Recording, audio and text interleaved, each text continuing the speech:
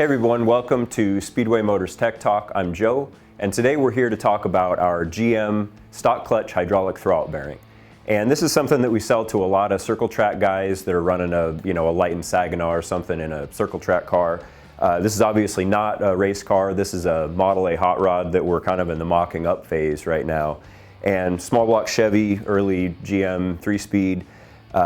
This has a lot of benefits in a situation like this. You know, on an early car, space is always tight, especially over here where you get the pedal assembly and you have your steering box and you have all sorts of stuff going on.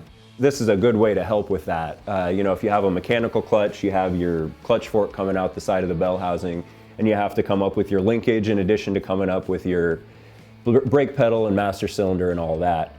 You can run a hydraulic clutch with the clutch fork using a slave cylinder, but again, there's more bracketry and stuff to kind of take up space over here. This will be a really neat deal. We'll just have a couple lines coming out the side of the bell housing, and then we'll have a master cylinder on our pedal assembly, and everything's gonna just fall right into place. The first thing you need to do to install the bearing is replace one of the retainer bolts with one of the supplied studs, and that's gonna go in between these two inlets on the side and keep it from rotating. And we're gonna replace the one that's in the 2 o'clock position.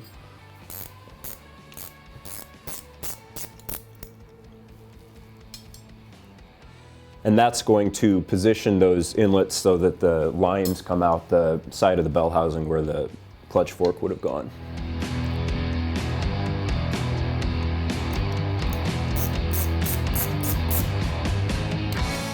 And once you have the bolt replaced with the stud, then you can slide the bearing on.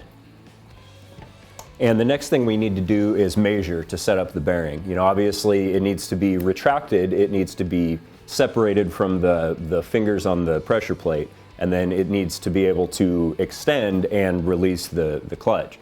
And what they want is between 50 and 100 thousandths clearance. And the way to measure that, there's a lot of different ways to do it. Some people use a straight edge and a tape measure.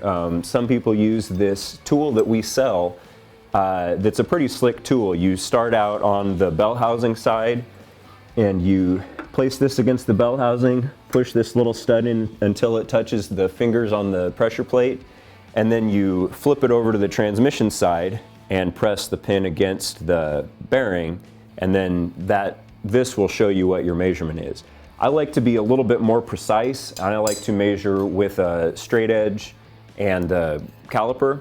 And it's really important if you're going to do that you always subtract the thickness of the straight edge. So this measures 92 thousandths thick, and so we will write that down and we will make sure to subtract that. And then we worked all the math out off camera with a calculator and wind up with exactly 50 thousandths clearance, which is what the minimum that the bearing calls for. So if you were off, then you would need to shim this out with these spacers that are supplied with the bearing to bring the bearing out so that you had between 50 and 100 thousandths clearance.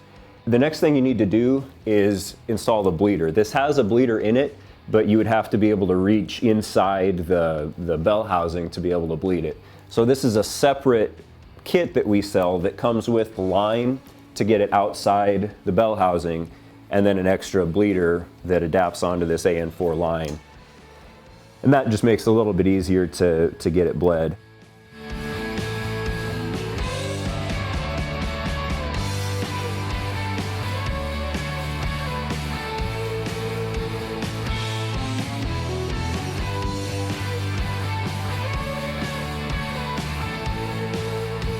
And now the hard part is done. Basically all that remains is to put the bearing where it's going to go, run the bleeder out.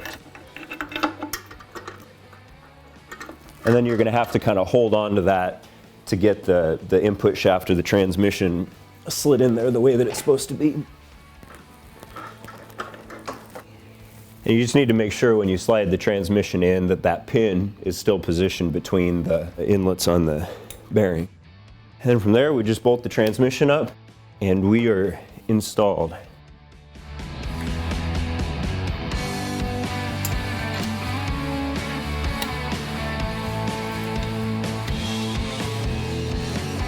Right, and there we are installed. You know, obviously once this project moves beyond the mock-up phase, we'll have 2 lines. Once we know where our pedal assembly and our clutch master is going to go, we'll have our line to feed the throwout bearing.